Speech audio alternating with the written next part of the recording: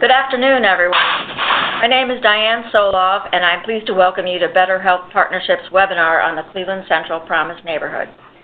For those of you who don't know us, Better Health is a nonprofit regional health improvement collaborative whose members include stakeholders across multiple sectors. Our mission is to provide a safe place for competitors to collaborate to improve health in Northeast Ohio. We estimate that our clinical members care for 70 to 75% of adults and 85% of children in Cuyahoga County, as well as additional children in Summit County. To learn more, please visit our website at betterhealthpartnership.org. Cleveland Central neighborhood has a unique concentration of multi-generational poverty. The Promise neighborhood, whose activities exclusively target residents within these boundaries, is steeped in the challenges of the barriers its residents face. Factors such as environment, violence, socioeconomic status, race and ethnicity, and education that influence health. What can we learn from Promise's integrated place-based and resident-led model about these barriers and the challenges and opportunities to surmount them? In our Children's Health Initiative, Better Health Partnership looks within and beyond the doctor's office, where 80 to 90% of the factors that influence health reside. Our first efforts for children focus on improving health care and health for children who are overweight or obese and those who have asthma. In addition to helping clinics improve the care they deliver, we want to help them connect the children and families they care for to resources in the community that can help with these problems, which can have lifelong consequences for health. Better access to healthy foods for families of kids with weight problems and fewer school absences for children by reducing asthma triggers are examples. We want to thank the Sisters of Charity Foundation of Cleveland, the lead convener of the Promise neighborhood, and a funder of our Children's Health Initiative. Foundation and Promise staff have welcomed us to the neighborhood where we are pilot testing a clinic-to-community linkages program to help clinics connect children and families who live in Central with resources related to obesity and asthma. A few housekeeping items before we get started. All participants are muted during the webinar. Questions will be addressed at the end. Use the box at the bottom of the screen to submit a question at any time during the presentation. Contact us via the chat box if you experience technical difficulties. And last, please complete the brief survey at the end of the program. We really value your feedback. Now, a little bit about Mr. Perry. Lowe was named Director of the Cleveland Central Promise neighborhood in 2015 by the Sisters of Charity Foundation of Cleveland. A longtime children's advocate, Mr. Perry previously held the position of Chief Diversity Officer and Senior Vice President of Corporate and Community Engagement at the national headquarters of Big Brothers Big Sisters of America. There he developed and cultivated strategic, national, corporate, and community relationships with a special focus on diverse communities. Please join us in welcoming Lowe. Thank you, Lowe. Thank you very much, Diane, and good afternoon, everyone. It's a pleasure to be here today and share with you a little bit about the Central Promise neighborhood, or Promise as we like to refer to it as. First of all, I want to give some shout-outs to Diane and everyone here at Better Health Partnerships who invited me, helped put this thing together. Jonathan, Wanda, I want to thank a couple colleagues back at the shop, Erica Chambers, who helped contribute to this, as well as Maureen Nag, who was our communications specialist there, and the entire Promise team, who you'll learn a little bit more about as we go. I'd also be remiss if I didn't also say that our thoughts and prayers go out to those down in Texas that are experiencing Harvey and all of the catastrophic things that are going on there. So we wish them all well and safety. So what is a Promise neighborhood? It's described as a place-based educational initiative aligning community supports to give children and families the opportunity to thrive from cradle to college and career. Or as I like to say, how can we better position these young people to be able to pursue the American dream, to participate in all of our promises that we have as citizens of this great country? Promise is based on two key strategies. One, we were influenced by program that's called the Harlem Children's Zone that many of you may have heard of. Jeffrey Canada, who is well known around the country, started that. Then Senator Obama was very taken by the results that were taking place in and around that children's zone, and when he became president, brought this into the Department of Education here in the Capitol, and it became a national program and initiative. It is referred to as a collective impact model, and we'll talk a little bit more about what that means. So, Harlem Children's Zone, what are some of the key things that describe that ongoing program that is just thriving there? It's place-based, so a concentrated geography. It's focused around building a cradle-to-career rather than a cradle-to-prison pipeline. And the goal is that all children go to college and or straight into a career, because there are many trades and things that are taking place in this country right now. And, we all are familiar with what's happening in the IT area in terms of many opportunities for our young people to become productive citizens. Diane showed you a picture of the footprint, but here's probably a little clearer version of for you to see here. Roughly 1.5 mile square footprint from Woodland Avenue in the south to Euclid at the north, from 22nd on the western border to 55th on the eastern border. It's a unique area of, concentrated poverty. And, as someone who's not native to Cleveland, I've been here a little over a couple of years. I think it's been done on purpose. Whoever the genius was that put all of these people in to such a small area, I don't know that it was the brightest thing to do, and it's created some unique problems of its own. And we'll talk a little bit more about what the demographics actually look like there in a second. But let me just talk a little bit about what a collective impact model means. That is another one of these perhaps overworked terms that you've heard of before. But there are 5 key themes to it. One, you have to develop a shared agenda, data-informed solutions and activities. Communications are critical for optimum support and success. Activities are on an ongoing basis to help support that shared agenda, are facilitated and coordinated. And the collaboration of this whole idea is supported by a backbone structure. And the Promise team and the Promise Neighborhood Initiative, as part of the Sisters of Charity Foundation, is that backbone organization.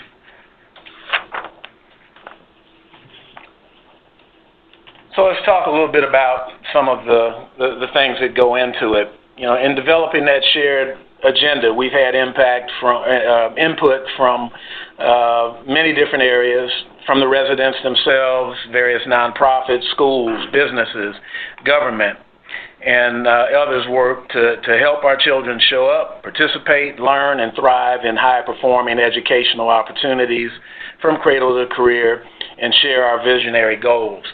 And everyone in this group are considered equitable shareholders, and I use that term equitable on purpose. Not everybody's participation is necessarily equal, but they should have some equity in this process, and perhaps most importantly, the residents themselves. We're in this thing to do things and to carry out the vision of Promise with residents, not doing things to and for them.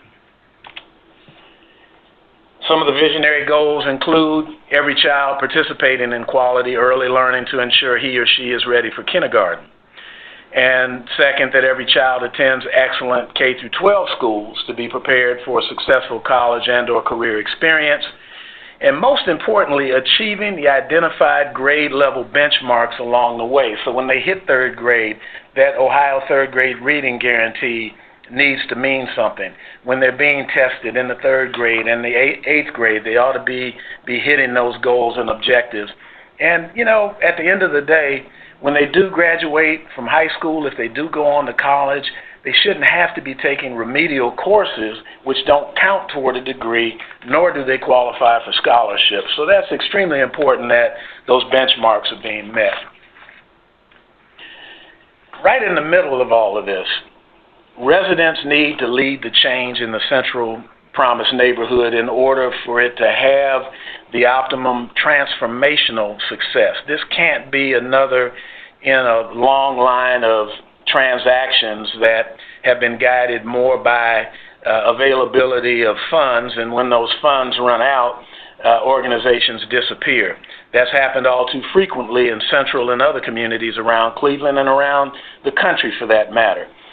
We are truly committed to creating a resident-centered culture, and I'll mention a little bit more about that as we go, but that is one of the key aspects of Promise. Parents need to be supported to engage with their child's educational journey, and they themselves are afforded opportunities for success. We've had a number of instances where people have gone back to school, gotten their associate's degrees, their four-year college degrees. We've got a number of instances where people are in post-secondary and pursuing their masters. Just because someone lives in poverty does not mean that they aren't smart, that they aren't capable. And oftentimes that is a misconception when looking at neighborhoods like Promise. And then lastly, Central needs to be a healthy and safe community where children feel supported to achieve that academic success. I sometimes refer to that as the overall ecosystem of the community. Life happens. There are things that make a difference in that pursuit, whether it is health, whether it is safety, whether it's transportation, whether it's jobs. There are all kinds of things that go into that, and we work with partners in every aspect of those things that are impacting that educational journey for our young people. Data informs solutions and activities. We mentioned that, and that's important. And, that's both quantitative and qualitative. We've got plenty of anecdotal information about some of the things that are taking place in the community. The stories are always important. But as many of you out there listening know, people need to hear some statistical data to support investment in initiatives like Promise. We still know how to make people cry and talk about those stories, and that is still extremely important in telling our message. But we also are working with Case Western, our primary data partner, to look at some of that administrative data around factors that are impacting the educational journey. And so when we work with CMSD, getting data on how kids are doing within our footprint, and there are 3 K-8 schools there: Carver, Alfred E. Benish, and Marion Sterling, along with East Technical, who are our primary partners, and we also have a charter school, Stepstone, who is there as well. But we monitor how kids are doing educationally. We monitor attendance and some of those other factors that contribute to academic excellence. And we work along with CASE. This helps to provide some greater clarity of direction as we move forward as an organization. Let's talk a little bit about some of that data. Roughly 10,000 residents that are there, primarily living in public housing, 82% child poverty rate. Think about that for a minute. The majority of these kids who are born into this situation, through no choice of their own, if you will, are living below the poverty rate. Roughly 4,600 to 4,700 households, primarily headed by single females. less than $10,000 is the average annual income. Think about that yourselves. Could you live on $10,000 a year? High infant mortality rate. You've heard about it. Cleveland has the dubious distinction of being at the top of the heap in terms of high infant mortality rate, and the central neighborhood is one of the worst in the metroplex here of Cleveland. A large youthful population, 4,500 residents under 19 years old. 2,500 of those are under 5 years old. Now that's both a challenge but also a great opportunity, because if we can reach those kids in a proactive way, in a preventive way, we can create and have a better opportunity to drive transformational change, because we also will be working on that mindset as we move kids through this cradle to career pipeline. And think, if you can visualize in your mind this pipeline and these children moving along this continuum. I mentioned the 3K through 8 schools that are struggling. Same thing with the high school, although we have seen some improvement in terms of graduation rates there. Chronic absenteeism is a challenge. I'm not going to read all those things. You can see it up on the screen. Let it sink in for a minute.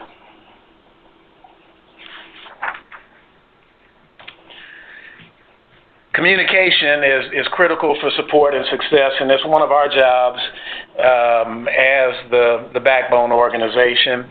I mentioned Maureen, that's Maureen Nag, who is our communication specialist on the Promise team. She actually came over to us from the Cleveland Clinic, so she also is familiar with this whole health connection that we have here. We've done, under Maureen's guidance, a great job of updating and building up our website. Invite you to visit it. It's clevelandpromiseneighborhood.org. Again, clevelandpromiseneighborhood.org. And you can go there and hear about all the cool things that are going on in the community on a regular basis. You can stay informed of the many monthly meetings that take place, as well as sign up to receive our monthly newsletter there.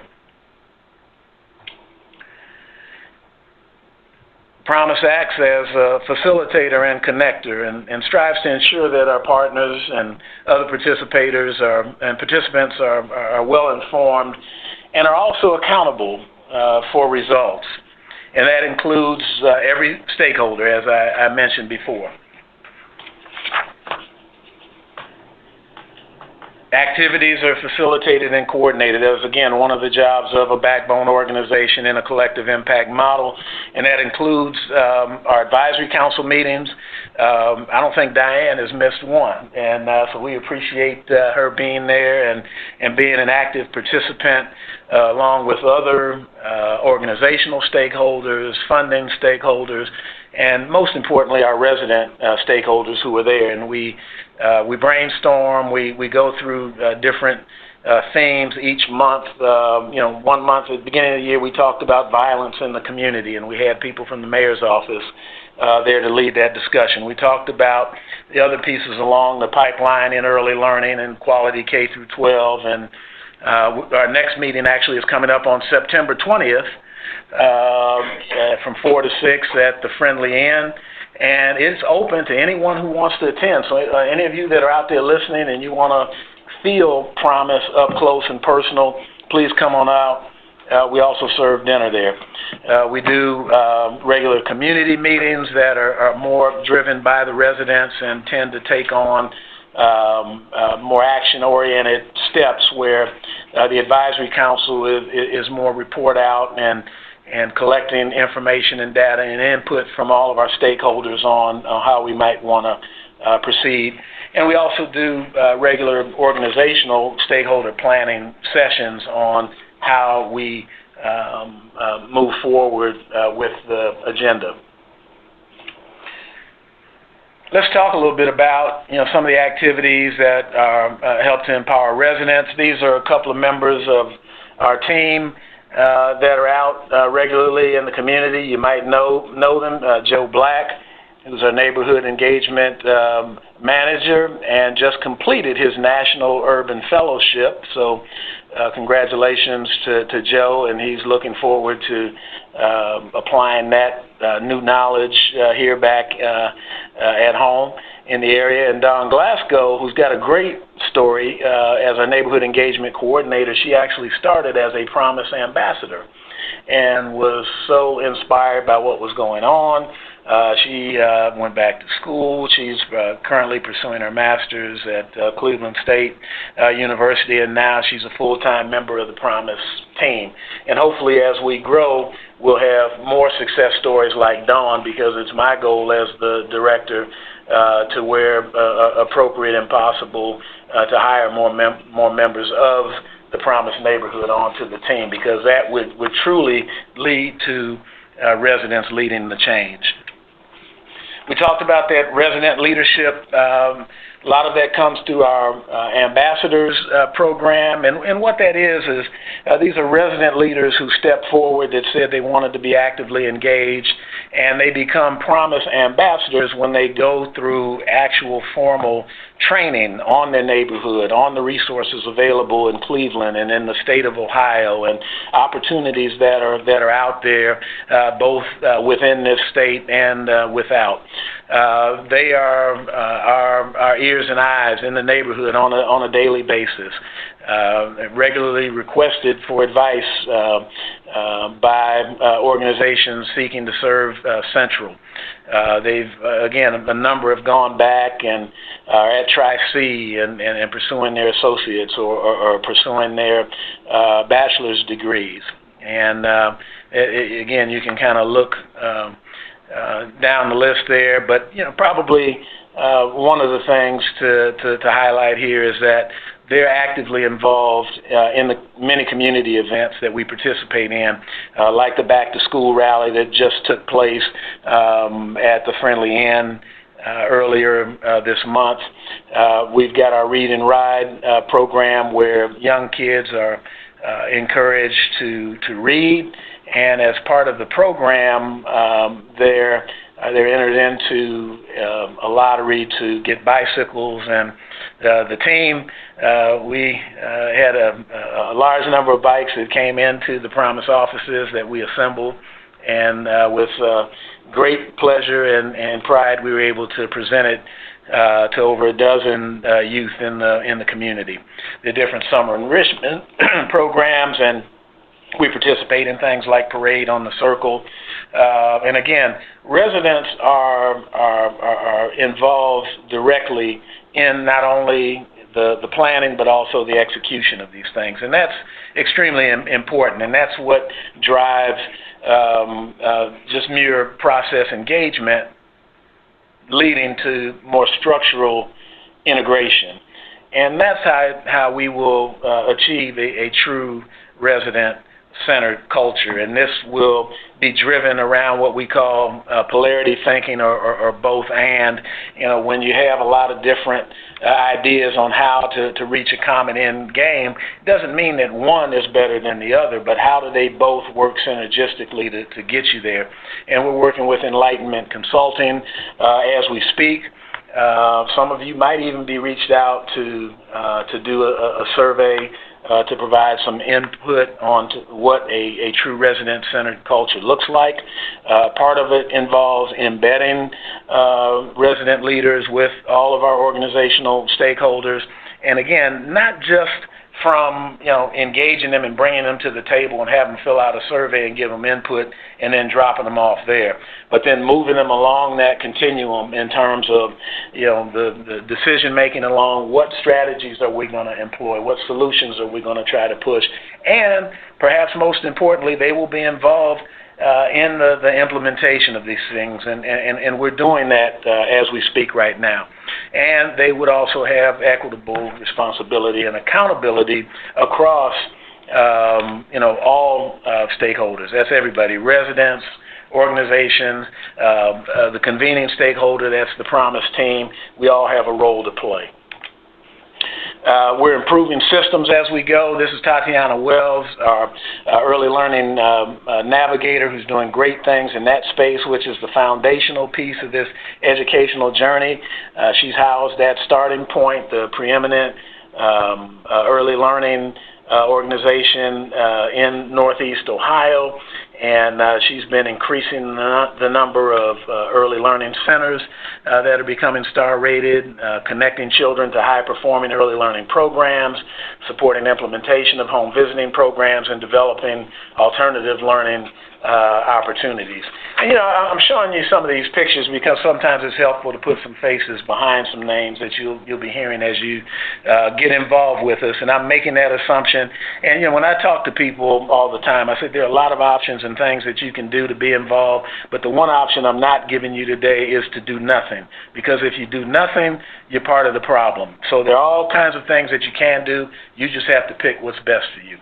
So, moving along, this is Rashon Button, our Education Performance Manager, who came over to us from CMSD. She's jumped in and is doing a great job in really deepening the connection on the ground level with the schools in the Promise neighborhood, with the principals and site coordinators, and making sure that all of the resources that are available to our residents are meeting their mark, and developing solutions for the student mobility issues that we have, and attendance issues that we have. And one of the things, a cool program that just got started a couple of weeks ago, is the coordination of some trauma training and mindsets education, where we're working with teachers in our Promise schools on getting them to better understand the central neighborhood and some of the trauma that the kids that they're teaching may be experiencing, to help them do a better job in reaching these young people. Because some folks, you know, they might not know that a kid who's struggling, it's more likely than not that it's not because they aren't capable, but something else might be going on in their lives. I mean, you've read, I'm sure, some of the stories in the Plain Dealer and other publications around the violence in this community. You know, not too long ago, this past summer, you know, we've had shootings. We had, you know, a dead body found behind the Friendly Inn, and there were a number of kids that actually walked past that site. And, you know, look, us as adults, you know, imagine how you would feel, and think about being a second grader that saw that, and how that might impact your day-to-day thinking and how you approach what you do. So, you know, this collaboration, as I said, backbone organization, that's the Promise team, 30,000-foot level vision, and think about this. You know, we've got a lot of cool things that are going on in this community in the different silos, but, you know, our role is to bring these things into better alignment so that we can think about how is the collective moving forward together, because that's how we're going to break down any log jam in this pipeline and ensure that more children have a chance to move from cradle to career.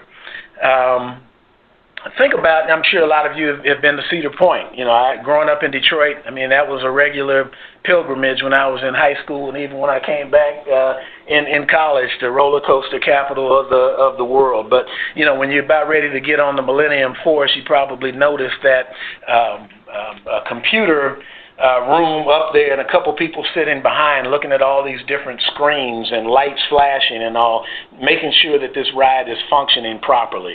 That's kind of our role in Promise. You know, we're not there to create new programs there, although, you know, perhaps our number one program is with ambassadors, but we look at those resources that are there, that are in the community, that specialize in those areas of the pipeline, and help to bring them into greater alignment together so that we can move forward in a intention around transformation to really change lives for the long term.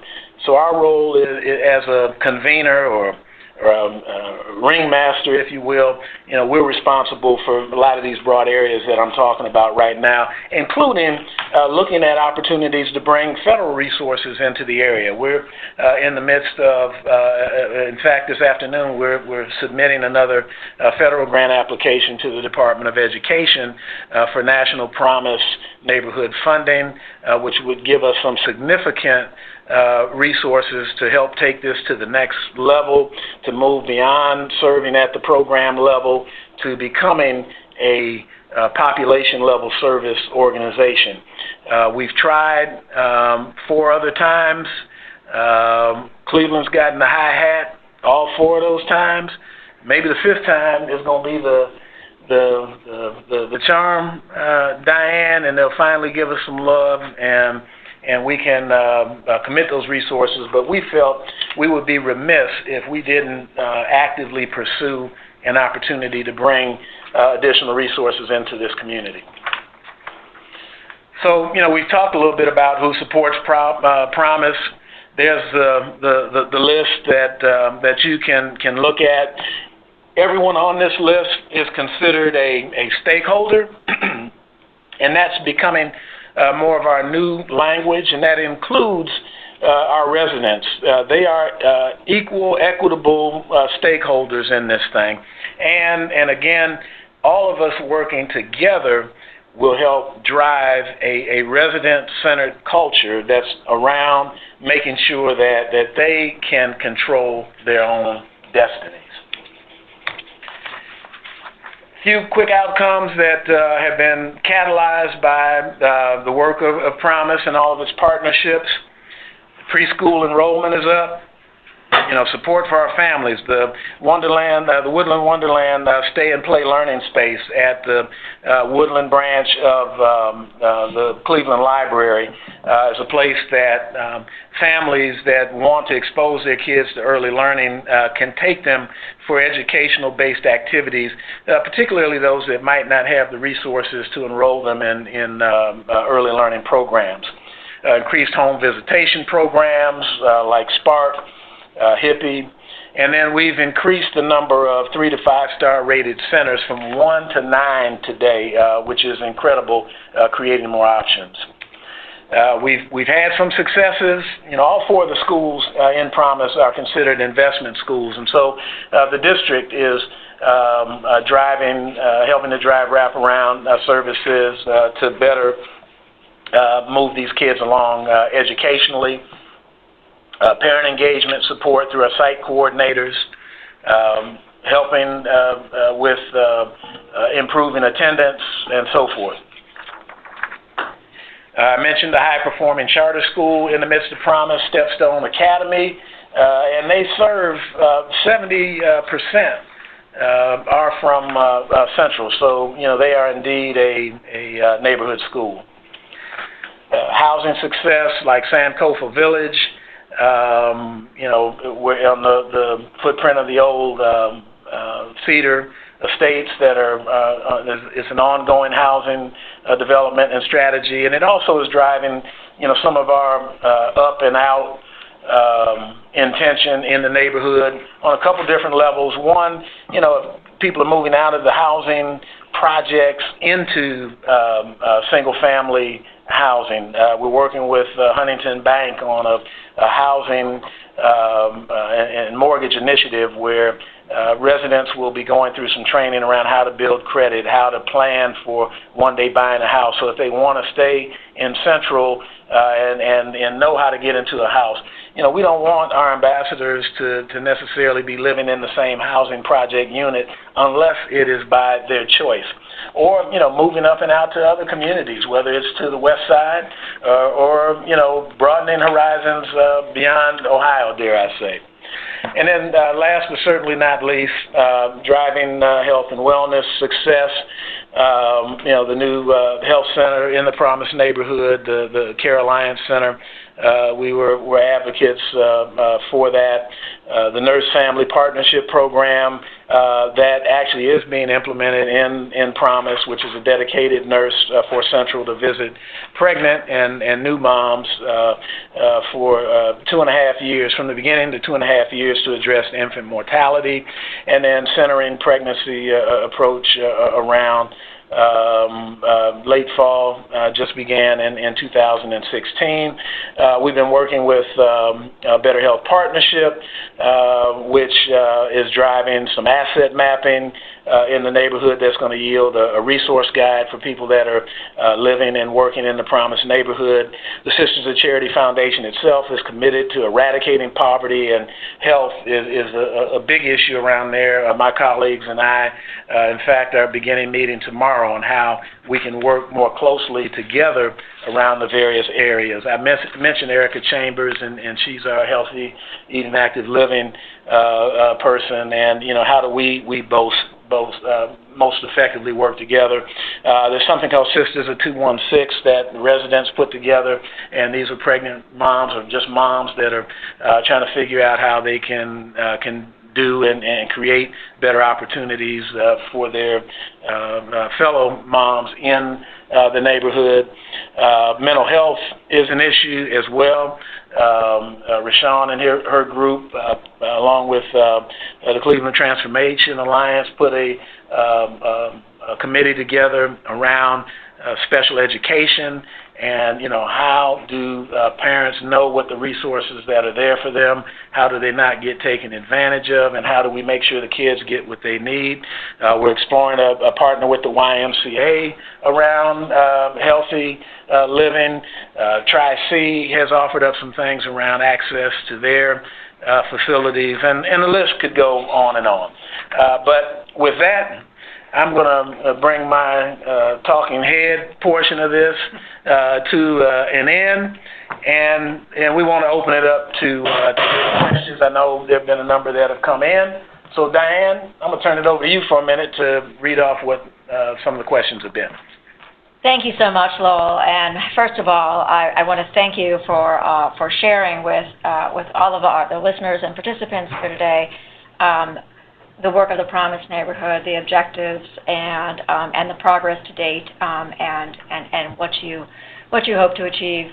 There are a lot of good things that are happening in the Central neighborhood, and I've had the opportunity and the pleasure to meet a lot of the residents who are working on it, as well as your incredible team, and we're very pleased to be able to share this work with everyone.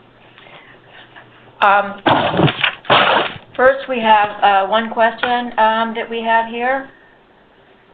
What is the chronic absenteeism rate, the percent of kids who are chronically absent, is the range representative of the rates at all the schools in the neighborhood? Unfortunately, it pretty much is, and in some cases could be a little worse than that. A kid is considered chronically absent if they miss more than 10 days in a school year. That might not sound like a lot on its surface, but when you, basically, once a week, once every couple of weeks, if a kid's not there, they're falling behind, and so we're dealing with those issues and the challenges. Some of it driven by the fact that school choices, parents can move kids in and out of schools in Cleveland pretty much at will. And I've heard stories from some of our site coordinators where they've had the same child leave 1 week and end up back in the school a month or so later for a variety of reasons, and all of them are valid, but we're working closely with the school district around just that issue itself, and that's where our ambassadors can play a key role, because the more that we can make that a lower number, the more that we have kids in the schools, the better opportunity there is for them to actually learn and be prepared and meet those benchmarks that we talked about, that they're reading at grade level. And for me, that's the most important thing. You hear all about STEM education and all, that doesn't mean a doggone thing if a kid can't read. So number one, we got to make sure that they're reading at grade level, because I don't know about y'all listening out there, but I'm going to tell you, it was those word problems in math and all that got me. Wanda walked 2 blocks down and turned left and went down past the Burger King and turned right, and how many cheeseburgers are at Wanda's house. I mean, it was kind of like that. So yeah. Thank you. Here's another question for you, Lowell. What role do elders have in your community development? That's a great question, and thank you, whoever asked that question, because that is, and in our society, unfortunately, is such an underutilized asset. And I'm happy to say that a large number of our ambassadors would be considered in that number. And so we're looking at better ways to engage them and engage that wisdom that they have. Richard Pryor said in one of his famous skits that he had, when he said, "You don't get to be old being no fool." And so, you know what, we would be fools to not engage them in the process. So we are very intentional around that. And when we create activities and events within Promise, like See Clevia just was something that took place in the central neighborhood recently, and we had some folks out at our booth there, and we invite them to come out and participate. And I encourage all of our partners to look at that. So that is a great question, and if anybody has any other ideas, there is no pride of authorship. We all are Promise, and so I invite you to please send me any suggestions that you might have to even enhance that engagement and integration of the so-called elderly in the process. And as long as you mentioned that, Lowell, I'll go ahead and share your email address so that people can contribute. It is lperry at SOCF, F as in Frank, as in Sisters of Charity Foundation, SOCFcleveland.org. Yep. If you have any questions, just please get in touch with us at Better Health Partnership. Here's another question. We have a few more minutes. Are you coordinating any partnerships between schools and employers to connect older students with quality employment opportunities in the neighborhood? Okay. Yeah, another great question, and that is toward the end of the pipeline. And how do we make sure that these kids have a successful transition into college and/or career? We work with partners like Youth Opportunities Unlimited and others that are experts in the space. We're trying to be more intentional around engaging corporations in the work of Promise, both. And I like to say in the investment of time, talent, and treasure, or one or all of the above. And how do we make that happen? How can we create some opportunities for internships? And that includes for some of our resident leaders who might be looking for employment as well. And some of you may have heard the term opportunity youth, and those are these kids 18 to 24 years old who've kind of slipped off of the grid or maybe out of school, that we're trying to reintegrate back in to the process. The Jobs Plus program that CMHA is involved in working directly with residents in Central around that very issue. So yes, we are actively working with our partners to help make those connections. Again, that's one of our roles as the convening stakeholder in this initiative. Thank you, and I think there's room for one other quick question.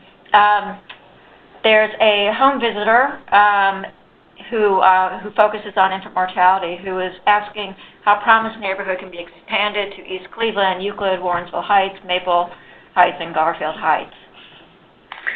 Okay, hey, you know what? That's a great question. That's part of the long-term vision of Promise. We really have to get our game tight here in Central to really perfect what we're doing before we can take it on the road. Obviously, that's going to require additional resources. So if you know folks out there that want to start getting queued up, I'm happy to have some preliminary conversation, just letting people know what kinds of things take place. But that's one of my personal goals. I'd like to see it expanded in the future sometime. I don't know what that date looks like. If we're successful with this grant application, who knows? It might